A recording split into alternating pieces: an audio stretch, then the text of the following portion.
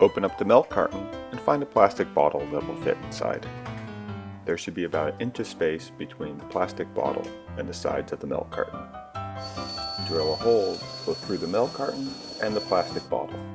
Put a 1/2 inch bolt through the hole and secure the bottle with a wood screw.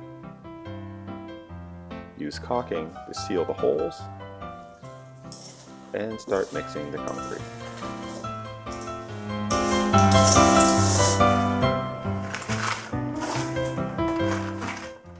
Shake and tap the mold to make sure the concrete settles to the bottom.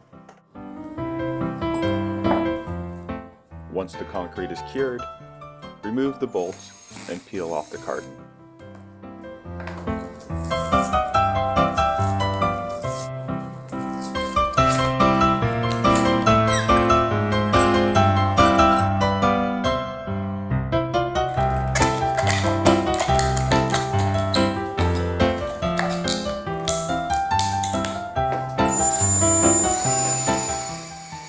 The more holes you drill, the more light will come out of the lamp.